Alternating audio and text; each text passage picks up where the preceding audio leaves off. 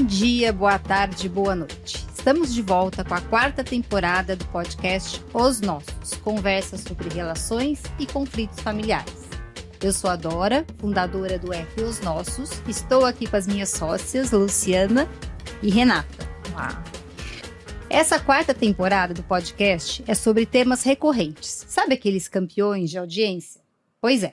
Então hoje vamos falar sobre união estável e casamento. As diferenças e semelhanças jurídicas e fáticas desses dois institutos. É importante lembrar que esse podcast não dá orientação jurídica para o seu caso. A gente fala em termos gerais, o que a legislação prevê, como os casos estão sendo discutidos. Se você precisa de orientação, procure um advogado para o seu caso. Boa tarde, Luciana e Renata, tudo bem? Oiê, tudo bem? Olá, tudo bem? Então, se você está pensando em se casar ou mora com alguém e tem dúvidas, esse episódio é para você. Vamos lá. Todo mundo sabe o que significa casar. Nem todo mundo. A gente acha que todo mundo sabe o que significa casar, mas a união estável gera várias dúvidas. Queria que vocês comentassem um pouco quais são as dúvidas comuns, quais são as lendas sobre a união estável, enfim, o que vocês têm ouvido dos clientes por aí? Bom, vou começar falando um pouquinho sobre isso. Acho que a grande dificuldade dessa situação da união estável e que gera muitas dúvidas é porque os elementos que a justiça ou que a nossa lei estabelece para a união estável são todos, na minha visão, Lu, me corrija se eu estiver errado, se você pensar diferente, eles são subjetivos, né? Porque quais são os elementos para a constituição de uma união estável? É uma união pública, contínua, duradoura e com o intuito de constituir família. Então, nada disso é super objetivo, né? Ao contrário, é muito subjetivo. O que é duradouro para um casal pode não ser para outro, para um casal jovem, para um casal que já está mais avançado na vida. O que é intuito de constituir família? Morar junto significa que eu tenho o intuito de constituir família? Não necessariamente.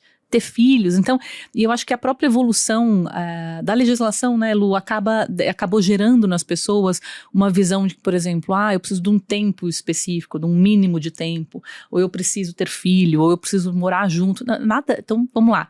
Nada disso hoje é necessário para a configuração de uma união estável. Eu posso não morar na mesma casa e ter demonstrado o intuito de constituir família, eu posso morar na mesma casa e não ter esse intuito. Então, é muito subjetivo e muito profundo, é muito necessário verificar o caso concreto. Então, as pessoas buscam uma regra geral, não existe, né? Não, a maioria chega assim, mas 2 anos já é? 5 anos, porque a legislação passada, né? Primeiro estabeleceu 5, depois 2. Havia, então, uma previsão legal do tempo mínimo? Havia, teve uma época que, acho que aquela de 96, né? A gente teve uma lei 94, uma vez uma 96. Lei 96, e aí tinha, então, 5 anos ou 2 anos ou com filho, não lembro exatamente a tinha evolução. Tinha alguns critérios, mas é porque isso, eram na verdade, critérios. Pra você ter uma ideia, é assim, ó, quando eu fui fazer o meu mestrado, a minha tese de mestrado era Sociedade de Pessoas do Mesmo Sexo. Não se falava em união estável. Sim. Né? E as coisas foram evoluindo, a gente foi crescendo junto, né? Eu e a Renata, eu sou um pouquinho mais velha que a Renata, mas a gente foi evoluindo com a legislação, isso que é legal, e foi tornando efetivamente subjetivo, porque eu acho que o legislador percebeu que não adiantava fazer assim, 5 anos, 2 anos. Como a Renata falou, um casal que imagina começar a namorar com 70 anos de idade, eles estão 2 anos juntos, é um monte. Quem tem com 22 anos, né? O que a lei fala sobre a intenção de constituir família, eu tenho costumo traduzir para leigos assim, sabe aquele casal que você olha e alguém pergunta, eles são casados? Você fala, não sei, acho que são, mas não tenho certeza. Em geral é a união estável, porque tem todo o aspecto da família, mas não houve o casamento, né? Então, é uma mas união olha estável. Só que perigoso isso. Mas não dá.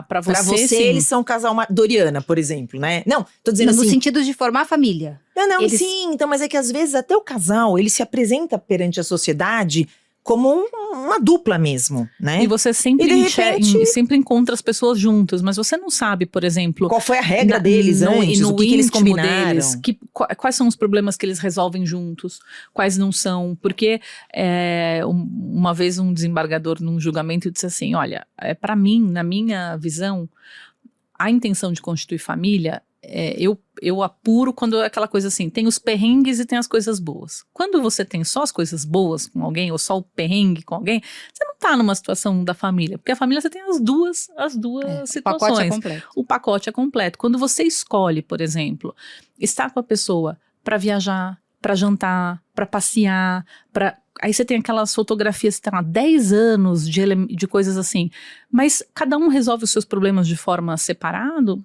Isso é uma intenção de constituir família? Ainda que eu tenha eventualmente ali uma transferência financeira, um auxílio financeiro, posso até, imagina, querer comprar um apartamento de veraneio com alguém, não necessariamente constituir família.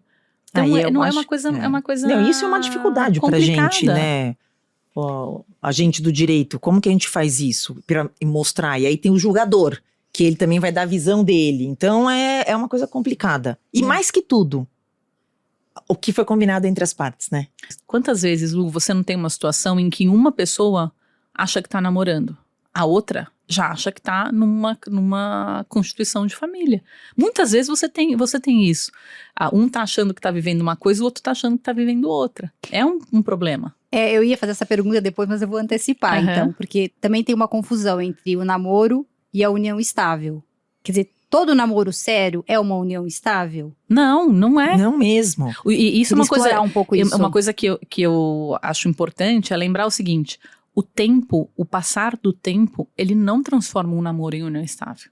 Talvez seja um engano de algumas pessoas, Com né? Sem dúvida. Que o namoro longo é uma união estável. Gente, a gente volta na discussão que a gente gosta de falar aqui. A comunicação entre as pessoas e deixar claro com o outro o que eu tô pensando, o que a outra pessoa tá pensando, o que a gente tá vivendo, é sempre a coisa mais importante. Né? E eu, hoje em dia, tenho uma visão assim, um pouco até,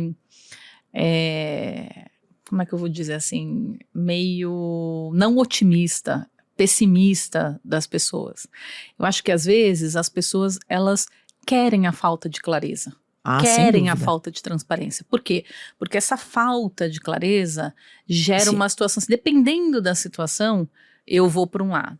Então, para aquilo que me convém, eu vou enxergar isso como uma união estável. Quando você tá de má fé, né?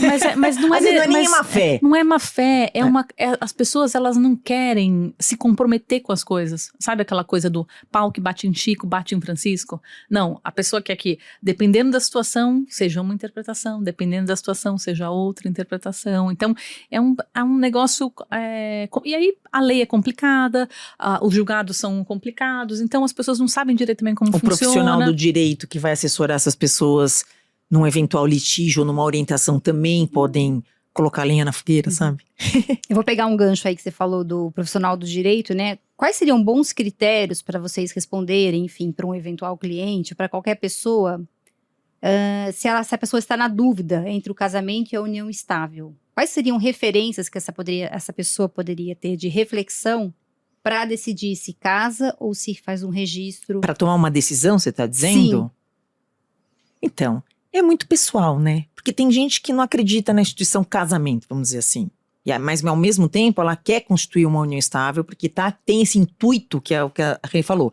O intuito de estar com uma pessoa como se casado fosse. Mas eu tenho a possibilidade de não assinar o papel, uma certidão, ou até registrar e fazer esse registro da união estável. Mas às vezes é uma questão muito pessoal. Então, eu acho que o profissional precisa entender qual que é o interesse desta pessoa. O que ela almeja com essa relação.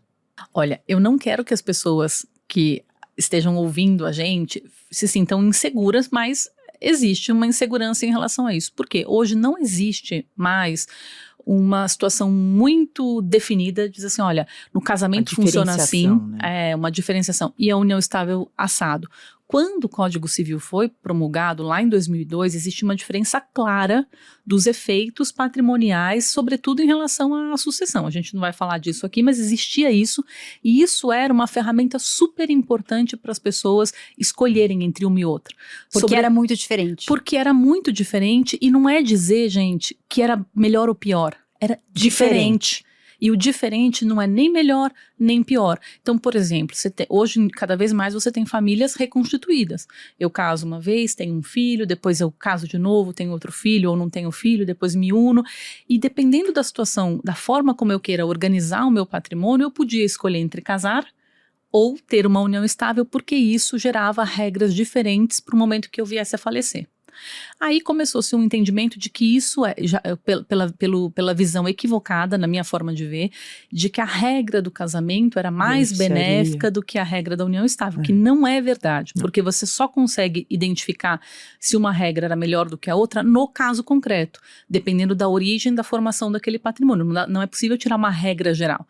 Só que isso evoluiu e hoje o entendimento é de que aplica-se para todo mundo na questão da sucessão a regra do casamento. Então, você tem hoje, do ponto de vista patrimonial, você tem muito menos argumentos para fazer essa escolha entre uma e outra, porque você pode ter o mesmo regime numa situação ou em outra situação, e passou a ser uma questão muito mais existencial. Qual é o tipo de relação que você acredita, algo mais informal, algo mais formal. E ainda tem uma discussão sobre a história do herdeiro necessário ou não, que também é outro assunto. Mas assim, hoje tem poucos elementos teóricos e objetivos para ajudar as pessoas a fazerem essa escolha. Eu acho que o Estado ocupou um espaço que era da pessoa, que era da autonomia privada. É o cidadão quem tinha que escolher o que ele queria. Hoje não tem mais tanto isso. Por isso até, Rick, eu sou super favorável a você, de novo, né, falando de comunicação, escrever, combinar essas regras com a pessoa. Porque se você não vai casar, vai lá no cartório, fala que vai casar e tem as regras que a lei determina, se é uma união estável, você está ciente que é uma união estável, outra pessoa também está ciente, formaliza. Deixa claro o que um espera do outro, quais as consequências, e assim vai, né? E posso só fazer um complemento? Claro. Esse caminhar da jurisprudência e tal, acabou gerando, na minha forma de ver, um excesso de formalismo e de contratualização na união estável. Por quê? Porque como a união estável nasce dos fatos e não do documento que você assina, e isso traz efeitos, e os efeitos a lei já determina quais são e ponto, as pessoas muitas vezes elas vão um passo atrás para dizer o seguinte, hoje nós temos um namoro, se esse namoro virar uma união estável, eu quero que seja assim, eu quero seja assim. Então, essa coisa de você acabar gerando efeitos jurídicos por uma coisa que vem dos fatos, gerou as pessoas hoje não saem de mãos juntas quase antes de fazer um documento. Não. Eu tenho um cliente que é super engraçado. Ele é super namoradeiro. A Luciana tem sempre as histórias engraçadas. E aí ele tá namorando. Então, eu tenho que preciso fazer um contrato? O que você acha? Calma, querido, não vai assim... Não, aí ele troca de namorado. Olha, então, acho que agora é outro contrato. E eu falo, calma, porque é exatamente isso que a Rê tá falando. Ele vai pra balada, deve ir pra balada assim, já com um QR Code. Vai aqui, ó. Agora assina aqui, pronto. Não, já e uma curiosidade, não é namoro, nem é namoro, não estamos em namoro. Não. Ele porque muda dá o uma contrato conforme a namorada. Então, mas é que dá uma insegurança e é isso que a Renata tá falando. Porque como vira um achismo, o que é um e que é o outro, o que é um pra um e o que é pro outro... E aí fica isso, então não, eu não quero ter problema. Não, porque eu já passei, e geralmente essas pessoas já se passaram por algum divórcio bem traumático, né? Eu acho que eu acho assim, sinceramente, exatamente, meu entendeu? Deus. Eu acho que tirou a espontaneidade das relações. Mas não é também, é um saco. A formalização da união estável? O tudo, o regulamento, a consequência, o tudo. Agora eu entendo de onde vem isso. Vem também das uniões que não eram protegidas, vem das pessoas que passavam ali décadas, anos com alguém e depois não tinham esse relacionamento reconhecido, então elas eram prejudicadas. Agora assim, eu acho, sabe aquela questão do pêndulo, movimento de pêndulo histórico, que você vai de um extremo pro outro extremo, eu acho que a gente tá muito num extremo assim de total proteção, sabe? E às vezes mais que isso, né? O desconhecimento daquela pessoa que também entra num relacionamento sem saber se ela precisa formalizar, se não precisa. E é assim, né? Advogado, todo mundo tem um amigo advogado, papiteiro. Advogado papiteiro. Ou um sobrinho estagiário. Ou um sobrinho estagiário que fala que fez direito, né? Eu sei, porque eu sou estudante de direito. Mas enfim, é importante sempre se informar. Enquanto vocês falavam da união estável, eu fiquei pensando que eu acho que tem uma questão que é quando acaba essa união, ou a união estável registrada, ou uma suposta união estável, que pode ser, enfim, um relacionamento, um namoro, né? Quer dizer, como é que se formaliza? O que acontece se você tem uma união estável registrada e essa relação acaba? Ou se você vive com alguém, usando uma expressão leiga, e essa relação acaba e você quer que seja uma união estável, reconhecida. Como é que do ponto de vista jurídico e prático, como que isso acontece? Então, de novo, eu vou falar que o registro, de alguma forma, ele facilita na hora de dissolver, né? Porque se você for dissolver e tem uma consequência patrimonial, que você vai ter que fazer uma partilha, se você não tem esse reconhecimento documentado, você tem que entrar com reconhecimento e dissolução de união estável. E desculpe, sempre judicial, né? Então, o reconhecimento da união estável? Não necessariamente, porque se faz extrajudicialmente? Se houver consenso, sim. Porque é o seguinte, Perfeito. Por exemplo, né? Se você tiver consenso e não tiver menores envolvidos nessa relação e direitos de menores a ser discutidos, você pode fazer convivência. Você vai poder fazer uma dissolução, um reconhecimento e dissolução da união estável. E por que as pessoas querem isso? Para justamente poder, partilhar eventual bens que tenham a partilhar, ou dar uma quitação geral, né? Olha, não tem mais nada para depois a pessoa não vir e falar, mas então, a gente teve uma união estável, precisamos dividir isso. Então, tem que tomar esse cuidado. Agora, desculpe, uma dúvida.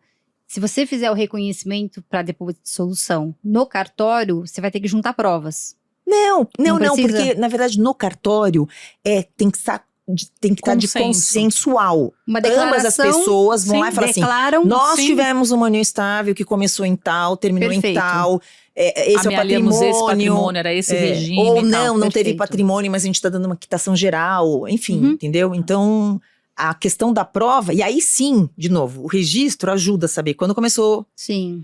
Ela, por ser fática, ela termina por si só. Mas se ela tem um registro, você vai querer dissolver de alguma forma, formalmente isso. E tira mais essa discussão, né? Porque imagina só uma família que tem uma união estável de 15 anos, 3 filhos, o cara vem a falecer, e aí ela é herdeira. Mas nós vamos falar sobre isso. Mas ela tem que, para participar, inclusive do inventário, ter o reconhecimento da união. Então, tão mais simples se ambos chegarem e falar, bom, então nós temos essa união, mesmo que tendo filhos, né? Vai ter que provar que vocês estavam juntos. Então, o registro, ao meu ver, sempre facilita. E hoje em dia, inclusive, tem certidão de união estável, né? Isso é Sabia disso? Não. Porque assim, quando você tem um registro e você tem uma união estável, você vai lá no primeiro cartório da Sé, né? Acho que é o primeiro cartório da Sé, e você faz esse registro de união estável. E sai com a certidão?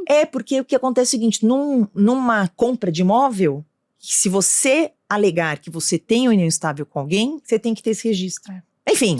Você vê, a união estável que era uma coisa fática, hoje tá já muito mais burocratizada. Há uns 10 anos atrás, eu conheço algumas pessoas que constituíram a união estável, registraram, para um dos dois poder entrar no clube. Isso é a mais frequente. Ou por causa do plano de saúde. Mas isso é história antiga. Não é antigo, não. Ainda super acontece? atual. Ainda acontece assim, ó. A primeira, e aí vem essa história do querer levar uma vantagem. Né? Porque por que você... A questão é a seguinte, você vive com a pessoa você tem a intenção de constituir uma família, o efeito disso está para além de ser sócio de um clube ou ser beneficiário de um plano de saúde. Sim. Tem a ver com herança, tem a ver com constituição de patrimônio, tem a ver com dever de sustento, de solidariedade, tem um monte de coisas. Agora, voltando só um pouquinho na sua pergunta, o que eu acho que é importante é assim, quando a pessoa vai casar, não existe o casamento sem o ato formal do registro. Então, a pessoa é obrigada a estabelecer uma data para o casamento e estabelecer um regime de bens. Então, a lei impõe um momento em que a pessoa tem que pensar sobre aquilo. Qual é o regime que eu quero? Eu quero o regime que a lei estabelece? Vou adotar ou não o nome do meu... Vou escolher um outro regime. Então, a pessoa ela é obrigada a pensar sobre aquilo naquele momento. Na união estável, como ela surge dos fatos... a pessoa ela não necessariamente pensa sobre essas coisas. Uhum. E aí o fato de você registrar, como a gente está usando esse termo aqui, na verdade a gente está falando de fazer uma escritura, declarando o momento de início daquela união, escolhendo o regime de bens. Então é como se a gente tivesse pensando sobre aqueles assuntos que no casamento não tem como não pensar, se a gente estivesse pensando nisso numa união estável. Isso é importante na minha forma de ver. Por quê? Não porque a união estável não existiria sem aquele documento, ela existiria, mas porque isso convida as pessoas a organizarem a sua vida.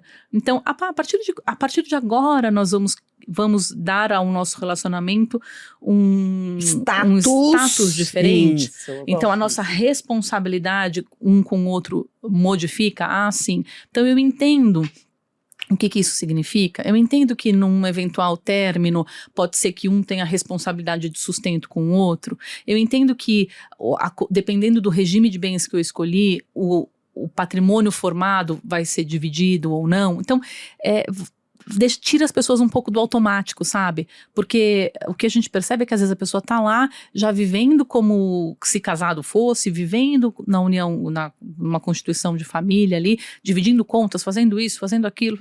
E aí no final um tem percepção disso, o outro não, e aí no momento em que termina é como se tivesse caído uma bomba na cabeça da pessoa. Mas a espontaneidade que você falou também acaba, também né? Porque acaba, assim, às vezes, vamos morar junto pra gente testar. Então, aí um tá em união estável e o outro não está.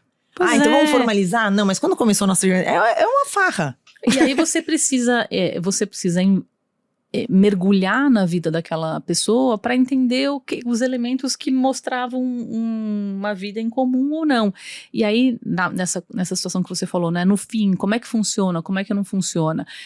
Se eu tenho a união estável, na minha visão, tá? Independentemente de ter sido formalizada ou não, eu preciso dar um fecho para aquilo. Por quê? Porque é muito importante que a vida de fato das pessoas corresponda à vida jurídica das pessoas. Então, se eu vivi numa situação em que eu tinha a intenção de constituir família, ainda que eu não tenha nada para dividir, eu preciso fazer um fecho disso para que amanhã ou depois alguém não venha discutir isso comigo. Uma quitação, exatamente. Organiza. Agora, em relação ao regime de bens, no caso da união estável não registrada, né, a situação fática, se houver o término dessa relação, como é que fica? E até sobre o efeito retroativo disso. Queria que vocês comentassem um pouco. Isso aí também dá um capítulo de podcast. Não, na verdade é o seguinte. Em rápidas pinceladas. Então, a lei fala o seguinte. Viveu em união estável e não formalizou, é comunhão parcial de bens. Na verdade viveu em união estável e não escolheu um regime diferente. E como então, você tem que escolher um regime diferente por uma forma... Por escrito, né? Não adianta a gente falar assim, olha, a gente tem uma união estável e é separação total de bens. Tem que estar registrado. Quando eu falo registrar, você vai ter que formalizar. Sim, então, se for só a situação fática sem apontar qual é o regime de bens, você automaticamente está escolhendo o regime da comunhão parcial de bens. O que significa o quê? Na constância desse relacionamento, o que for adquirido é de ambos.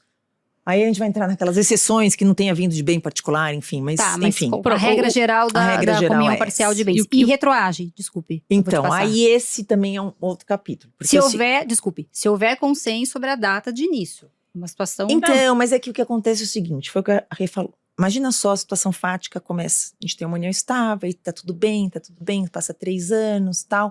Aí a pessoa adquiriu bens, eles, né? Uma união estável... Não, união estável fática. Adquiriu bens, virou sócio de uma empresa. Aí, bom, então vamos formalizar?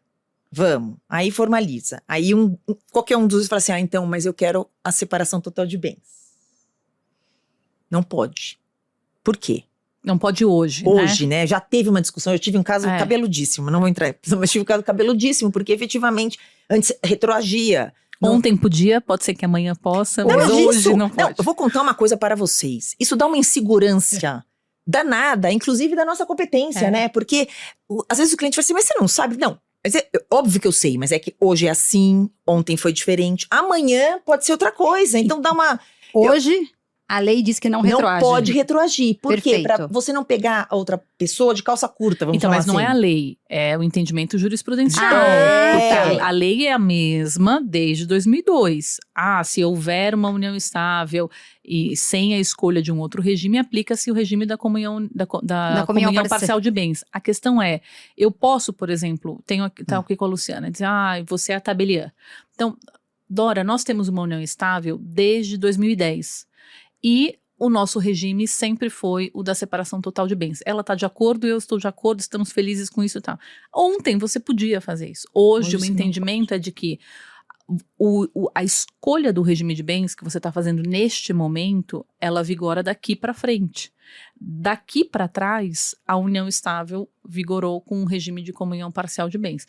Isso, no fim das contas, acaba levando as pessoas muitas vezes a dizer, então não tivemos a união daqui para trás, então vamos reconhecer nossa união daqui para frente. A jurisprudência às vezes atrapalha, né? Porque aí você começa a buscar mecanismos de colocar a sua vontade, né? Que vem a vontade do particular e o poder público aceitar isso.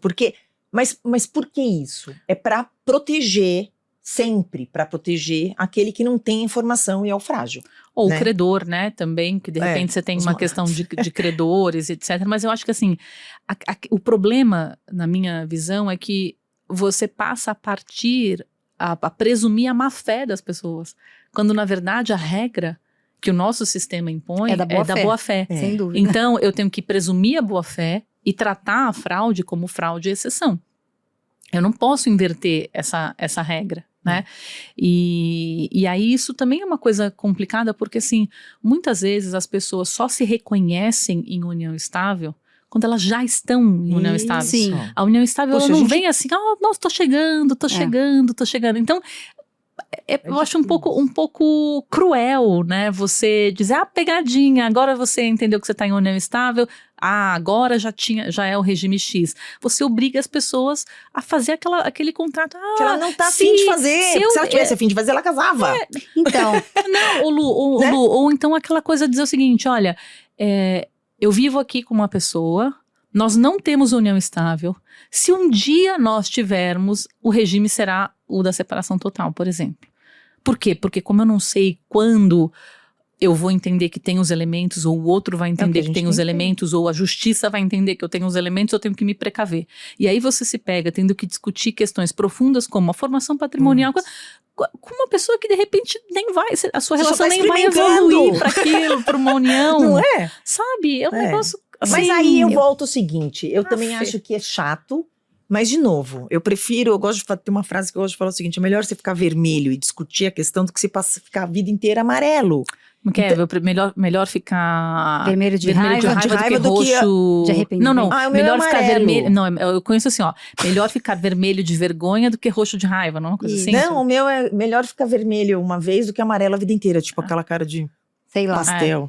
Eu tenho a impressão, não sei o que vocês acham, que a união estável há 20 anos, 25, 30 anos era exceção. Gente, chamava de concubina. As Era pessoas, até feio isso, o nome. depois foi ficando mais comum e quanto mais a legislação foi equiparando, mais ainda. Porque, não sei, há 30 anos era exceção a união estável, né? As pessoas não viviam dessa maneira informal, em geral elas casavam. E era até engraçado, porque tinha uma coisa assim de que o casamento, assinar, mas por que não havia equiparação, né? Não, gente... Assinar o documento do casamento, formalizar, era uma bobagem. Entre aspas, algumas pessoas diziam isso, né? Então, pra que assinar? De sociedade de fato, você lembra disso? Era sociedade de fato, O chamava. importante é a situação fática, a gente tá junto, e o amor, etc e tal, e a questão jurídica fica em segundo plano. Eu lembro que meu pai, já falecido, ele falava assim, se a pessoa tá dizendo que, é só um papel, então vai lá e assina. Tá com medo do quê? Porque eu enganei meu marido assim. Ai, tadinho, não posso falar isso. Que horror, não enganei. É que ele virou e falou assim pra mim, vamos morar junto? Eu falei, você quer morar junto? Vamos casar. Ele, pra mim tanto faz. Eu falei, então vamos casar.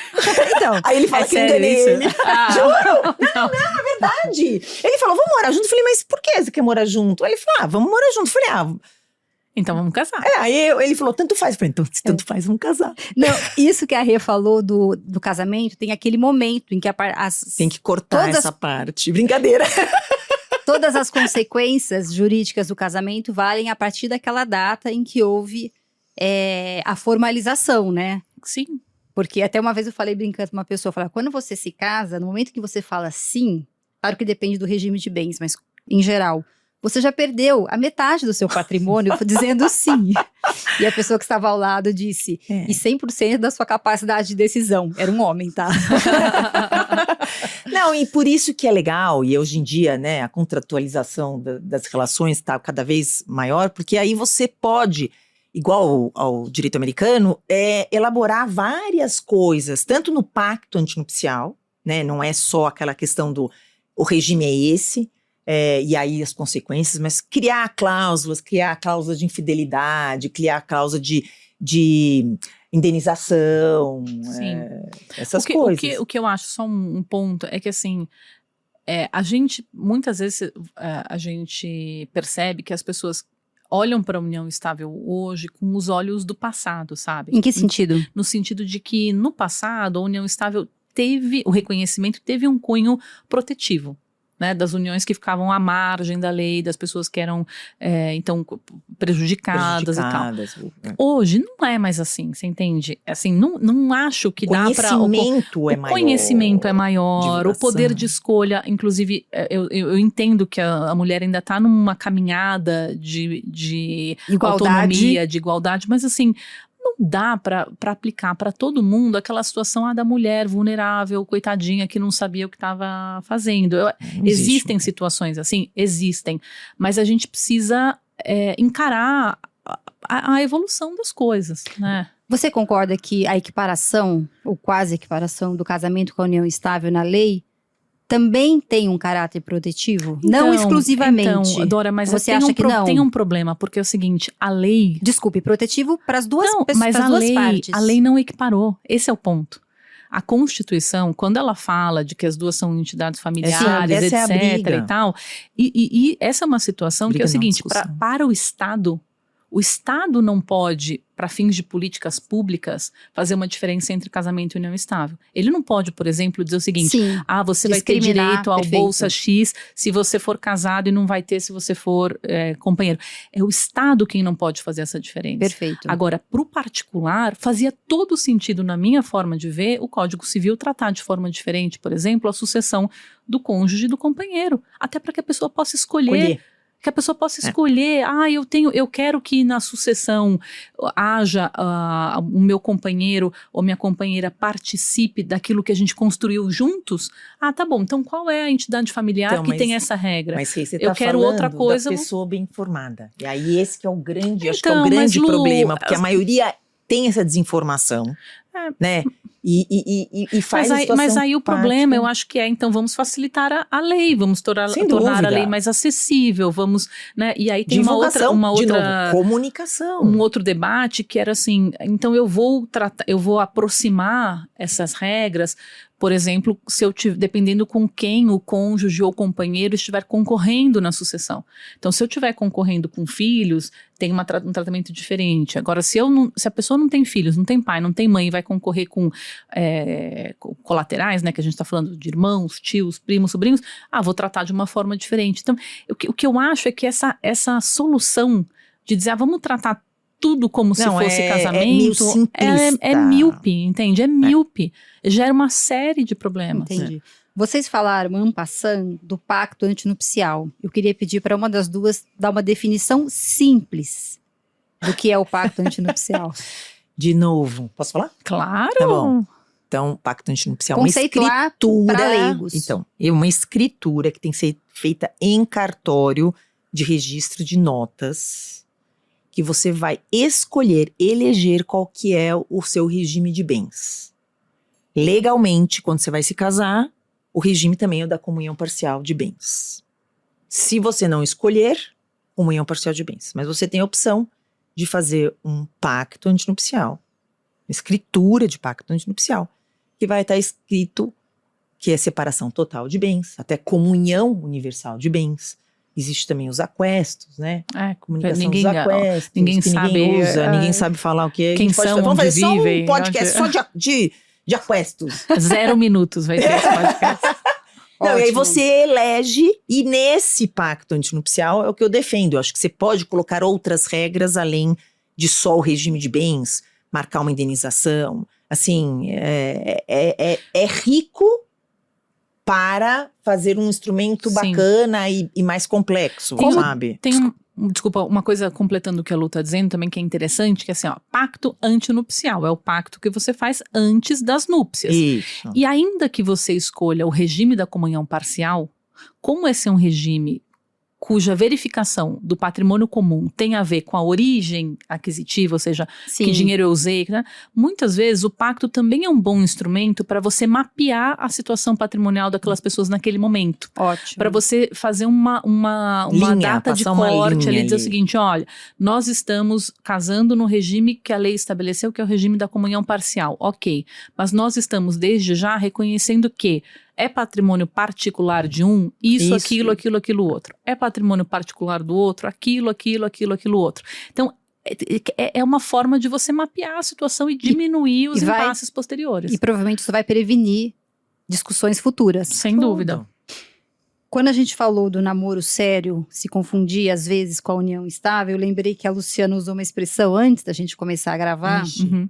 Namoro qualificado. Queria pedir para uma de vocês duas Vai lá, ela explicar gosta de falar. de maneira Fala, simples. Lu, fala você, melhor. Não, Eu tenho você. casos em andamento, não posso falar. De maneira, Todas nós. de maneira simples. O que é o namoro qualificado? Eu diria o seguinte, bem leigamente. Sim. É um namoro que parece união estável, mas não é. É. Posso isso definir aí. assim? É um namoro que ele, por se prolongar no tempo, ele dá para as pessoas a impressão de que existe ali uma intenção de constituir família. Mas quando aquele casal que você falou, que você olha como eles estão. Você bem acha que eles são juntos, Eles são casados? casados, mas eles são namorados porque eles escolheram isso. E isso está chegando aos fóruns, aos tribunais, essa discussão sobre... Porque se Super. surgiu esse nome namoro qualificado, é Sim, porque uma judicializaram. sim, Então eu queria isso que vocês é uma- contassem um pouco uma formação jurisprudencial, né? que tá. aspecto ou por que isso está sendo judicializado. Então, justamente porque as pessoas querem morar juntas, mas elas falam assim: olha, a gente tá namorando, não quero ter consequências patrimoniais desse relacionamento. Então, elas fazem um contrato de namoro, espontaneidade zero, tem que pedir namoro. Mas pode ter um namoro qualificado sem contrato também. Sim, mas. Só Mas que desculpe. depende das provas, hein? É, O na contrato- verdade, eu tô falando daquele meu cliente que gosta de fazer o contratinho, mas você Então, o pode contrato fazer. é para dizer que aquilo é só um namoro? Então, Nossa, o mundo tá eu já complicado, assinei- né? Não, mas olha só, lembra a gente namorava, mais assim, do mas que lembra isso, aquele cliente que falou assim, puxa, então, vamos assinar. Então, que a Renata até brincou, aqui ó, assina aí que é só um namoro. Então, o que acontece? E que se As virar pessoas união estável, o com regime é X. Isso, as pessoas entendeu? com medo de estarem sendo enganadas ou mal entendimento entre elas, falam, ó, isso aqui é namoro, não é união estável, e se virar, né, união estável, a gente já está elegendo o No regime da X, separação YZ. de E esse bens. contrato vai ter força probatória. No caso super. do vai. fim do namoro, se um entrar com uma ação dizendo que era união estável, Então, mas aí o profissional, você me corrija se eu estiver Pode, não. errada, o profissional que vai fazer este contrato, ele tem que tomar o cuidado de fazer, assim, mostrando a boa-fé de todo mundo, o conhecimento, a ciência, a lucidez, vou chamar assim, adoro falar isso, e entendeu? ao longo do tempo... Pra outra falar assim, não, mas eu fui enganada, ou eu fui enganado. Não, e eu tenho uma coisa que é importante, assim, ao longo do tempo as pessoas precisam parar e olhar, aquele documento que eu assinei, ele representa o que eu vivo na minha vida? Isso. Porque se eu assinei um contrato dizendo que aquilo que eu estava vivendo não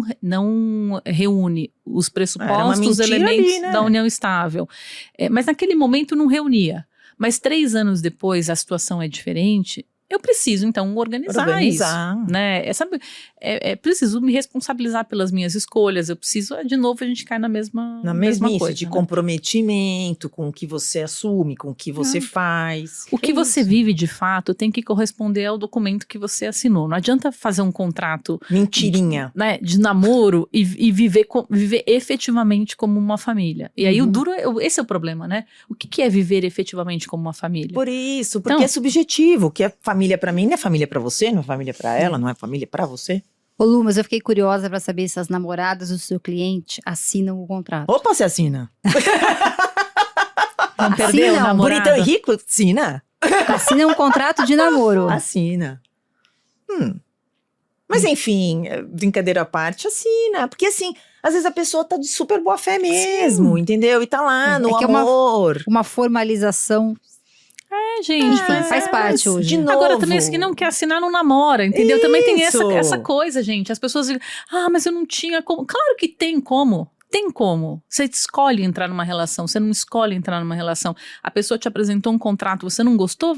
Tchau, não quero, isso não é pra mim, Opa, ponto. o 50 Meu tons de santo. cinza. Eu lembrei disso agora! 50 tons de cinza fez um Gente, contrato. transferência então. de pensamento. É. Eu pensei nisso agora, só que o contrato deles não é Era- sobre era- questões jurídicas, eram outros aspectos. Mas a Ué, gente pensou junto. mas que imputavam questões jurídicas, porque tinha execuibilidade ali. Sei Olha lá. que sintonia, lembrei agora Tá desse vendo? filme. E como ela fica chocada, independente do Então, conteúdo, quando ele fala, sim. você precisa ler, leve pra casa, uma coisa assim. Isso, E traga, assina. né, com aquela formalidade. Senão- Fala, mas como assim?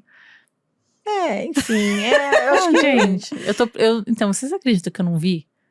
É porque 50 você tons? vem... Deixa eu explicar, É. não é... É, eu li... um Não. livro que virou um filme, não é? Isso, mas e é não, que eu filme- não assisti nem o filme, nem li o livro. Dora, Eu não li o desculpa, livro, mas eu nós vi o somos filme. 10 anos mais velha que ela.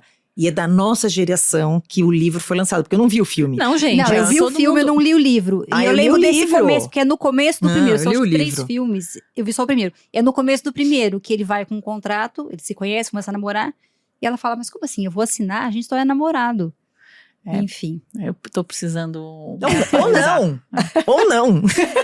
Bom, eu queria que vocês comentassem, a gente não vai falar de herança hoje, né? Mas as pessoas confundem, às vezes, as consequências, as questões patrimoniais do fim da relação, seja casamento, união estável, e em decorrência da morte. Meação e herança. Meação é uma palavra bem jurídica, né? Eu queria que vocês explicassem um pouco o que é e por que às vezes se confunde com a herança. Então não tem confusão nenhuma. Não, do né? ponto de vista não, leigo. sim, não, Sim. mas liga é o seguinte, pra ter herança tem que morrer. Sim. Enquanto você está vivo, não tem herança, né? Então, Perfeito. quando você termina uma relação, casamento, união estável, namoro, enfim, terminou, a consequência vai prevalecer o regime de bens. Eu acho que é isso que a gente precisa falar, porque se a gente for entrar mais pra frente, Mas a herança faleceu é outro episódio do podcast. Sim. Espere a gente. Mas perfeito, mas a questão é a seguinte, mesmo numa situação de falecimento, você tem meação e herança, então acho que é aí que surge Sim. essa dúvida. E o que a gente precisa ter em mente? O que é meação? Meação é a metade de cada um sobre o bolo de patrimônio comum. Como é que eu defino o que é patrimônio comum ou não é? A depender do regime de bens.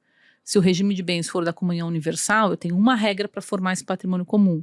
Se o regime de bens for da comunhão parcial, eu tenho outra regra. Sim. Se o regime for da separação total, eu não tenho patrimônio comum. Eu tenho um patrimônio particular de um, patrimônio particular do outro. Que Aí- no falecimento Não, vai aí, ter mas, uma- não, então, mas aí a questão é a outro seguinte, tratamento. aí a situação é assim, a pessoa faleceu. Primeira coisa que a gente vai ter que verificar é, ele estava casado ou vivia em união estável com alguém? Ah, sim. Muito bem. Qual era o regime de bens? A depender do regime de bens, eu tinha patrimônio comum, bolo de patrimônio comum? Tinha. Eu vou dividir isso ao meio. A pessoa sobrevivente vai receber metade disso por direito próprio. ela nem Que recebe, já é dela, né? Já é dela, mas ela, né, é a meação, aquilo que ela receberia, inclusive, se fosse uma separação, Sim. um divórcio e tal. A Ao- metade da outra pessoa, mais o patrimônio particular dela, forma a herança. A herança. E aí tem quem recebe, quem não recebe, como Uhum. recebe, é outra história, mas é importante pensar isso. A meação, o que é meação? É a metade do bolo do patrimônio comum. Decorrente do casamento. Decorrente do ou da união casamento ou da união As estável. pessoas têm, assim, é isso. uma ideia equivocada que eu tenho metade do apartamento, metade da fazenda, metade da conta bancária, metade do carro. Não. Você tem metade da soma disso tudo. Entendeu? E às vezes a pessoa não tem a informação de que a herança é só na situação de morte mesmo. Então, às vezes, tem vários casamentos e há uma confusão de quem vai herdar pelo fim do casamento. Ah, sim. E não Aí vai essa- herdar pelo fim do casamento, né? Então, Não, você não herda no fim do casamento. O fim do casamento essa é a assim, confusão. encerrou, tá bom. Se herda O pela que que morte. Isso, é Aí essa, você herda essa- em razão da morte. Isso. E você, como cônjuge ou companheiro, pode participar da sucessão do outro numa determinada massa de patrimônio Que aí tem as regras É. específicas, mas assim, não é o fim do casamento que faz você se tornar herdeiro, é a morte da pessoa. Sim, né? e a informação de que o divórcio ou o fim da união estável te exclui Sim. dessa Acabou, herança. mas Claro, acabou né? a história, né? Então, É. mas As pessoas precisam entender, acabou a há história. essa confusão. Sim, Eu tive cliente sim, que achou sim. que era herdeiro. Mesmo não depois do divórcio. Isso. Ai, que delícia. Exa- Pensou? Quer dizer, delícia não, né? Às vezes não é delícia. É. Não, mas é o é. seguinte, acabou aquela história. O que a gente vai fazer? É igual... Gente, casamento ou união estável, assim, é um contrato. A história tem esta história. Acabou, é outra história. A gente só tem que ver o que neste bolo, o que vai. E quando Só. começa a discussão, mas isso para um outro episódio, sobre a herança, que a gente fala aquela frase, né? Não existe herança de pessoa viva, né? É. Porque às vezes a briga começou e a pessoa não morreu. Exatamente. Mas Pois é. enfim. Infelizmente, nosso tempo está acabando. Eu quero agradecer a Luciana e a Renata pela conversa de hoje. Mas antes de encerrar, quero que vocês deixem uma mensagem Ai, final, uma dica para quem mora junto com outra pessoa há anos, nunca formalizou nada e agora tá com a pulga atrás da orelha depois de ouvir esse episódio do nosso podcast. Bom, primeira coisa, eu acho que a pessoa precisa refletir. Olha para o seu relacionamento, isso para você, não para o outro, mas para você. Você entende que isso, o que você vive, você tem uma intenção de construir uma família com essa pessoa, dividir os problemas, as coisas boas e ruins? Tenho. Nunca conversei sobre isso, então vou conversar. Como é que é para outra pessoa? A outra pessoa tá na mesma vibe que você ou não? Vamos colocar isso no papel? Vamos organizar? Vamos dar um caráter formal? Por quê? Porque às vezes, imagina, uma coisa é quando os dois estão vivos, mas depois um falece, outro não falece, você vai ter que discutir com outras pessoas se o que você vivia era união estável ou não. Acho que é melhor antecipar. Então eu faria isso, faria uma autorreflexão e chamaria o outro para conversar, para ver se estamos na mesma linha. Não, e deixar de novo, a comunicação é tão importante, né? Eu tô com tive um caso engraçado, que é isso, elas se casaram, as pessoas se casaram e, na verdade, namoraram, tiveram uma união estável e depois se casaram. Aí, na hora de fazer o divórcio, a gente contou com essa união estável. Uhum. Porque tinha um contrato de união estável. Mas uma delas queria que esse período do namoro fosse união estável. E disse que eles tiveram um hamster junto. Que isso era intuito de fazer família.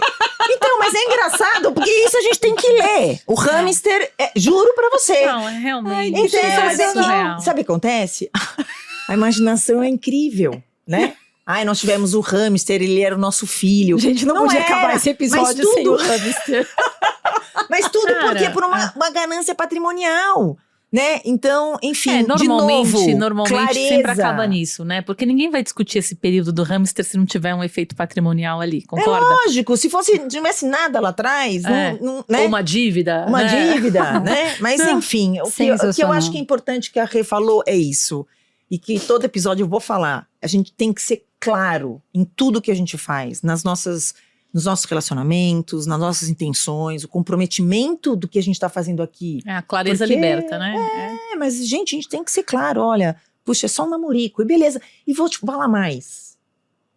Se quiser, depois corta. Mas assim, eu acho que os jovens hoje em dia, eles estão numa clareza de comunicação que tem assim, não é namoro, é namoro fechado, depois Namoro aberto. Não, na verdade não é namoro, tô fechada com a pessoa, tô namorando com a pessoa, e eu que tenho filho adolescente ficava enlouquecida com isso, mas como assim, né? Por quê? Porque eles estão se Uma comunicando. clareza, né? Então é o seguinte, quando eu era jovem, beijar, assim, se não estivesse namorando, não, nossa, isso não pode beijar. Hoje em dia, beijar é como se você estivesse abraçando alguém. E legal que possa ser isso, né? Só que aí você começa a gostar mais dessa pessoa. Então aí você fecha com essa pessoa. E se vocês me corrijam, minhas filhas vão me matar vendo esse episódio se eu estiver falando coisa errada. Mas tá bom, então aí você fecha com a pessoa. E depois você tá namorando com a pessoa. E aí o comprometimento deles é tão bonitinho porque eles estão namorando de verdade. E aí eles E adotam com um as hamster. regras. Hamster não entra em casa. Não, Enfim, de novo, acho que o mundo está precisando de uma boa comunicação, que é isso que o nosso aplicativo, acho que mais quer, sim. trazer para as pessoas, facilitar a comunicação, trazer essa clareza do que está acontecendo. Exatamente. Muito bom. Eu quero agradecer a Luciana e a Renata de novo.